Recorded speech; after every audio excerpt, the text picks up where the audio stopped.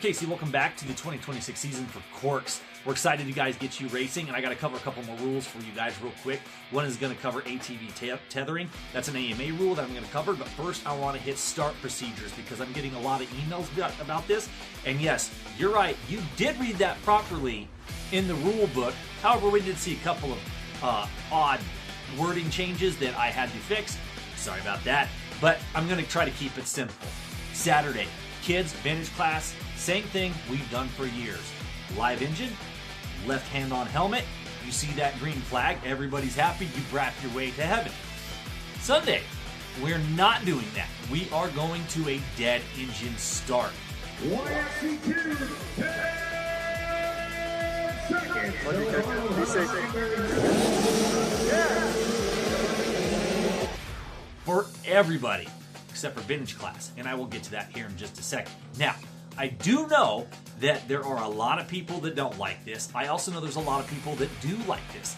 But we are going to go to this as the standard for Corks because it's the same for cross country and any other off-road type racing that you're going to do.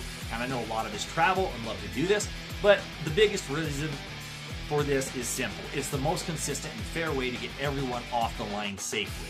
Now, doesn't necessarily mean that everybody's equal, and we can argue this way, we can argue it that way, but basically, unless you don't maintain your bike, and that's on you, that would be the only reason why you aren't getting off the line fast enough to keep up with your competitors. But keep in mind, this is a long race.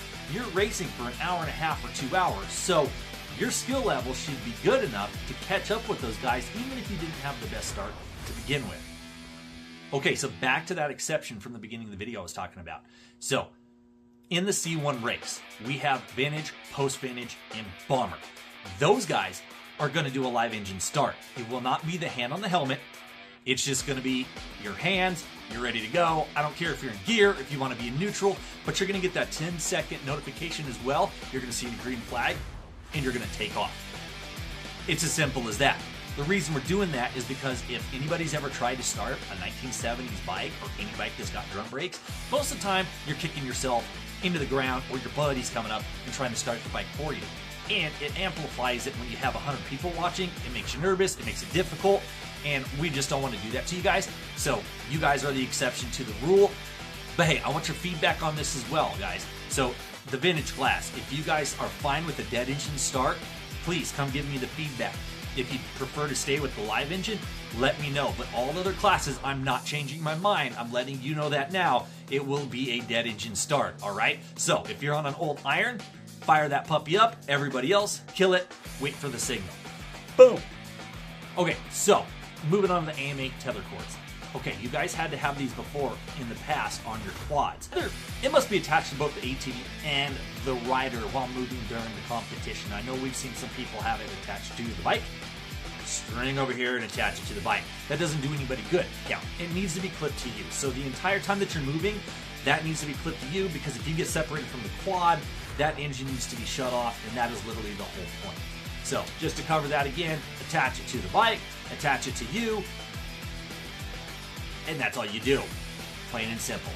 Okay, if you guys have any questions, please hit me up. You guys have our email address. It's info@corks.net. If you want to see the rules, go to www.corks.net and just click on the rule page and be sure to scroll through all of them top to bottom to make sure you guys are compliant. You can always ask us questions, but it is your responsibility as a racer to know these rules. So please check them out, figure them out, and then ask us some questions. All right, hope to see you on the first round. Bye.